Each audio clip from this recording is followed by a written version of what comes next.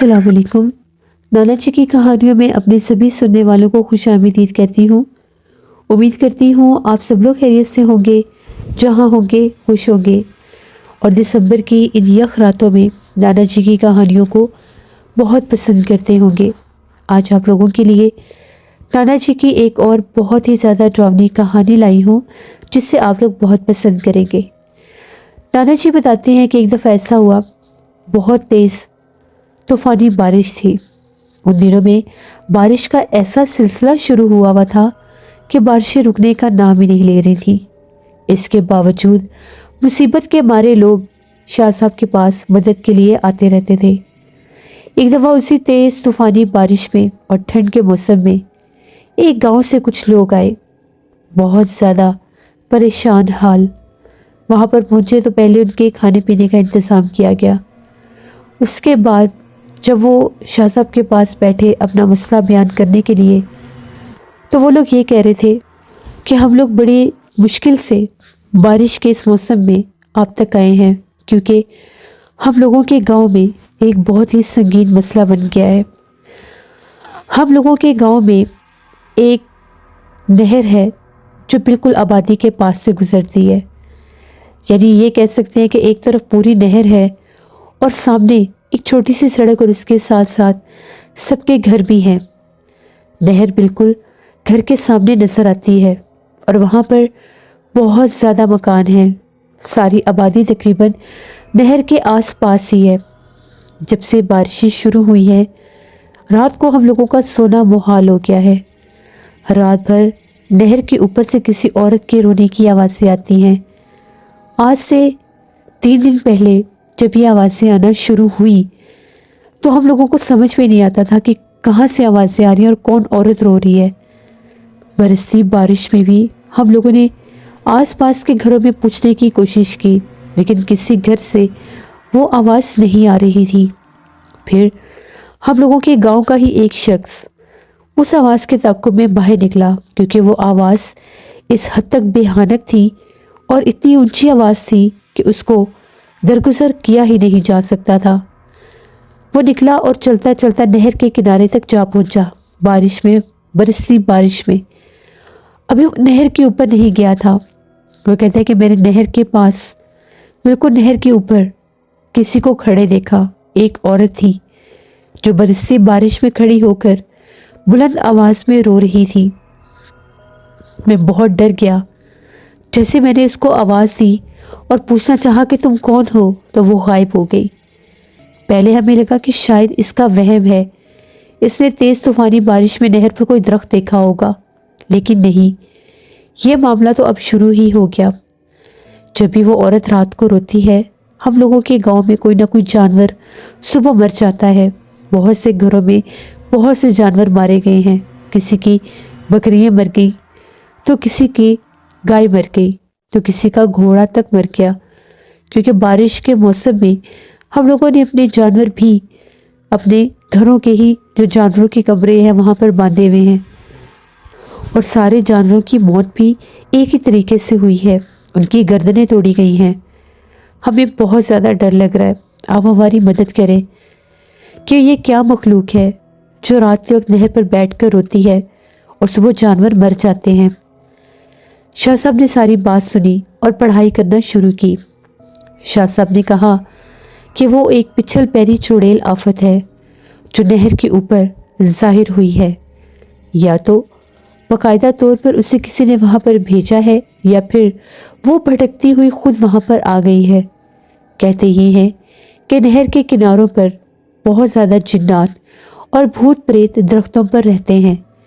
शायद ये मखलूक यहाँ पर पहले नहीं थी, क्योंकि अगर ये चुड़ैल आफत यहाँ पर पहले होती तो आप लोगों की आबादी कभी वहाँ पर आबाद हो ही ना सकती। ये मखलूक बाद में वहाँ पर आई है। क्या आज से पहले नहर पर कभी कोई हादसा हुआ है? उनका ये कहना था कि नहीं, इस तरह का कभी कोई हादसा नहीं हुआ, लेकिन नहर का एक मखसूस हिस्सा है जो बिल्कुल आखिर में जाकर है, और वहाँ पर आबादी ख़त्म हो जाती है। वहाँ से कभी कभार रोने की और जिन्नात के असरात महसूस होते हैं, क्योंकि उस तरफ कोई भी आता जाता नहीं है।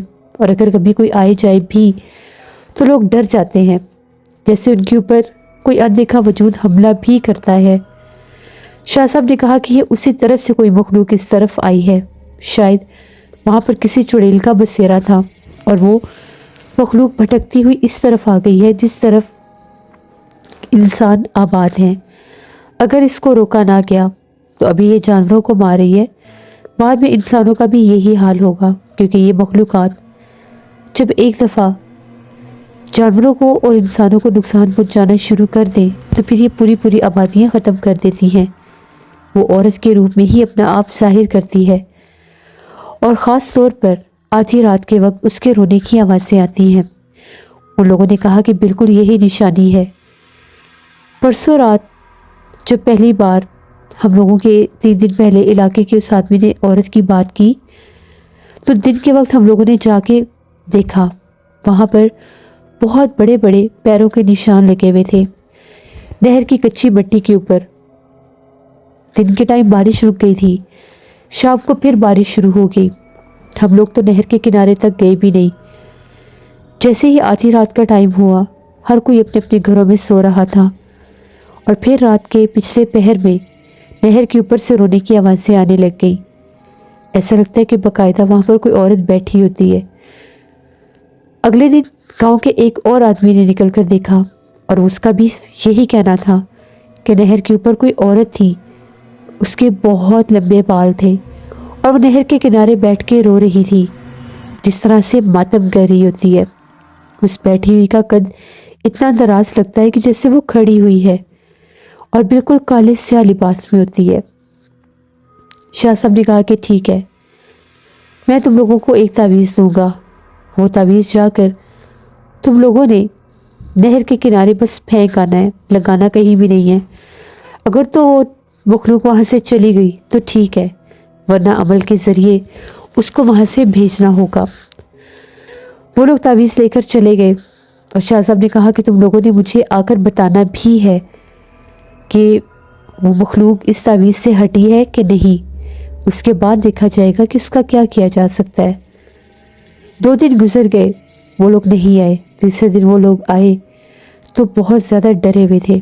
ان کا یہ کہنا تھا کہ جب ہم لوگ پہلے دن وہ تعویذ لے کر گئے اور ہم نے نہر کے کنارے بڑی مشکل سے اس تعویذ کو پھینک دیا، رات ہونے سے پہلے جیسے ہی رات آئی، اس عورت کے رونے کی آوازیں اور بھی بلند ہو گئیں اور باقاعدہ ایسا لگا کہ جس طرح سے کوئی گھوڑے یا جانور باقاعدہ آبادی کے آس پاس بھاگ رہے ہیں۔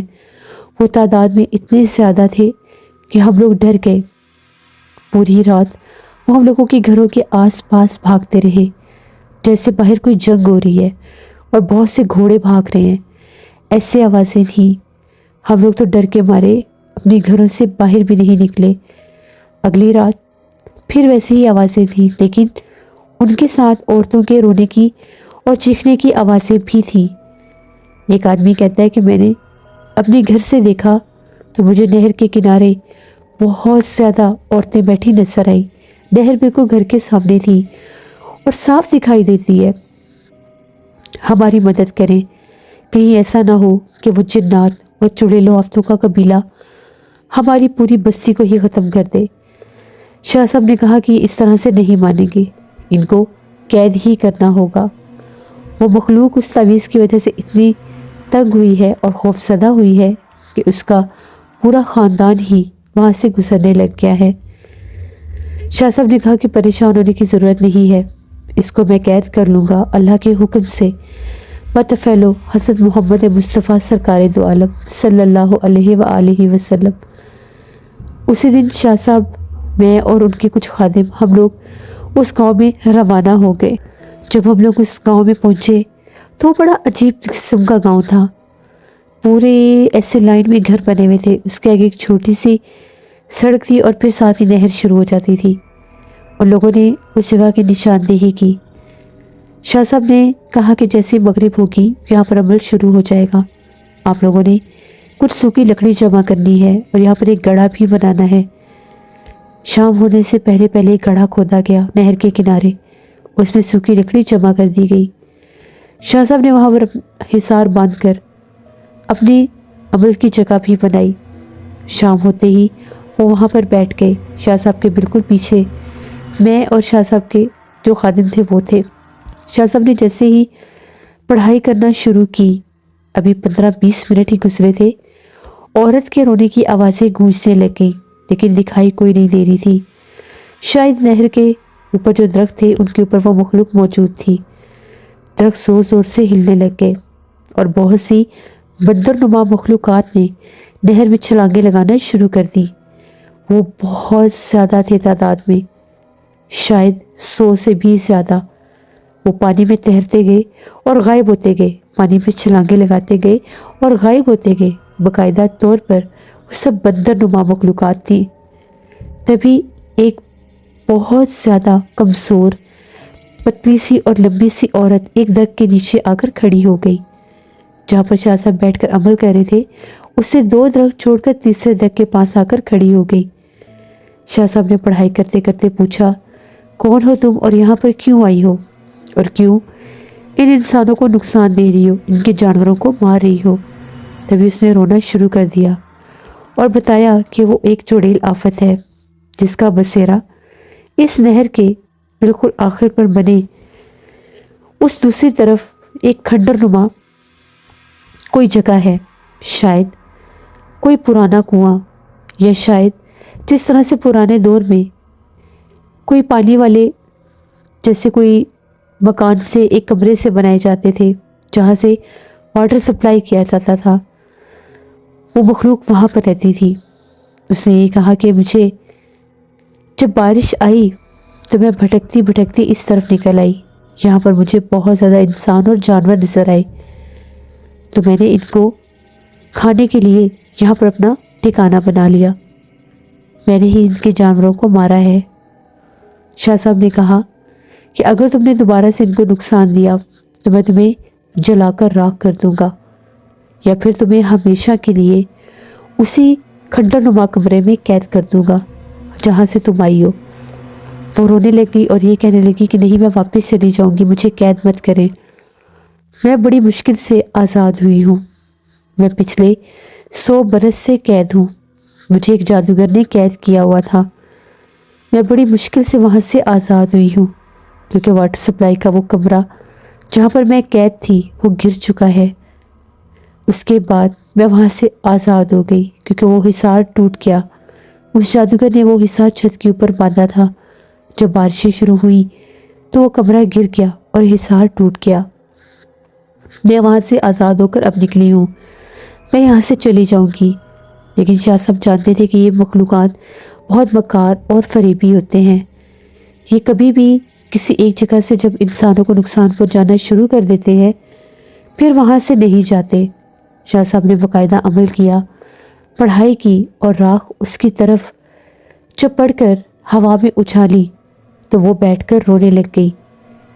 شاہ صاحب نے اسی ٹائم اس مخلوق پر پڑھائی کرنا شروع کر دی تو وہ کالے رنگ کا دھواں بن کر غائب ہو گئی، وہ اپنی اسی جگہ پر پہنچ گئی جہاں سے وہ آئی تھی۔ شاہ صاحب نے گاؤں کے لوگوں کو بلایا اور باقاعدہ نہر کے اس حصے پر پہنچے، وہ جگہ خاصی دور تھی، بڑی مشکل سے ہم لوگ وہاں تک پہنچے۔ باقاعدہ ایک تانگا لایا گیا جو نہر کے کنارے ہمیں اس جگہ پر لے کر گیا۔ 10 منٹ لگاتار تانگا چلتا رہا، تب جا کر ہم لوگ نہر کے اس آخری کونے پر پہنچے جہاں پر آگے وہ نہر کسی اور طرف مڑ جاتی تھی، وہاں پر وہ کھنڈر نما جگہ موجود تھی۔ شاہ صاحب نے باقاعدہ وہاں پر حصار کر کے اس مخلوق کو اسی کھنڈر نما کمرے میں قید کر دیا، وہاں سے چیخو پکار سنائی دے رہے تھے۔ شاہ صاحب نے ان درختوں کے اوپر بھی حصار باندھ دیا کہ یہ وہاں سے نہ آ سکے۔ شاہ صاحب واپس آئے اور دوبارہ سے نہر کے اس پورے حصے پر پڑھائی کی اور کہا کہ ابھی مخلوق واپس نہیں آ سکتی، اب یہ وہیں پر قید رہے گی جہاں سے یہ آئی تھی، لیکن کوئی بھی غلطی سے اس طرف نہ جائے، چاہے وہ کھنڈر نما کمرہ گر گیا ہے، جو کچھ بھی ہے، وہاں پر اگر کوئی انسان گیا تو یہ اس کو جانی نقصان دے دے گی، اور اگر ایک بار یہ حصار ٹوٹا اور یہ آزاد ہو گئی تو پھر یہ پوری بستی کو ختم کر دے گی۔ اس طرح سے شاہ صاحب نے نہر کے اس کھنڈر نما کمرے میں اس پچھل پیری مخلوق کو قید کر دیا، جو وہاں سے آزاد ہو کر آئی تھی، جسے ایک جادوگر نے بہت عرصہ پہلے وہاں پر قید کیا تھا۔ یہ نانا جی کی ایک کہانی تھی۔ نانا جی بتاتے ہیں کہ بہت سے جادوگر حضرات نہروں سے، پرانے کنووں سے اور ایسی جگہوں سے چڑیلوں آفتوں کو اپنے جادو کے ذریعے قید کرتے ہیں، ان کو مخصوص کسی جگہ پر بند کر دیتے ہیں، اور جب ان کو عملیات کروانے ہوتے ہیں تو پھر ان مخلوقات کو آزاد کرتے ہیں اور اپنے جادو کے ذریعے عملیات کرواتے ہیں۔ اس لیے یہ مخلوقات انسانوں پر حاوی ہو کر ان کو نقصان بھی دے دیتی ہیں۔ کبھی بھی نہروں کے کنارے جائیں، وہاں پر شام کے وقت تو بالکل بھی نہیں جانا چاہیے، کیونکہ وہاں پر بہت جنات، بھوت پریت ہوتے ہیں، دریاؤں پر، نہروں پر۔ گاؤں میں تو نہریں بہت زیادہ ہوتی ہیں، ہمارے شہر میں بھی نہریں ہیں، لیکن کبھی بھی شام کے بعد وہاں نہیں جانا چاہیے۔ اپنی زندگی سے بڑھ کر کچھ بھی نہیں ہوتا۔ یہ نانا جی کی ایک کہانی تھی جو میں نے آپ کے ساتھ شیئر کی۔ بہت شکریہ ذوالفقار آپ کا۔ جیسے یہ تھی نانا جی کی ایک کہانی، امید کرتی ہوں آپ لوگوں کو پسند آئی ہوگی۔ اسی طرح سے مجھے سپورٹ کرتے رہیں، میرے چینل کو سبسکرائب کرتے رہیں، تاکہ میں آپ لوگوں کے لیے نانا جی کی اچھی اچھی کہانیاں لاتی رہوں۔ آپ لوگوں کے بھی اگر نانا جی، دادا جی یا آپ کے گرینڈ پیرنٹس میں سے کسی کی بھی کوئی خوفناک کہانی ہے تو آپ مجھے شیئر کر سکتے ہیں ڈسکرپشن باکس میں دیے گئے ای میل آئی ڈی nusheermir57@gmail.com پر۔ اس کے علاوہ آپ لوگ مجھے کمنٹ باکس میں بھی سٹوری شیئر کر سکتے ہیں۔ انشاءاللہ کل پھر ملاقات ہوگی نانا جی کی کسی نئی خوفناک کہانی میں۔ جہاں رہیں خوش رہیں۔ Thank you for listening my stories. Stay tune. اللہ حافظ۔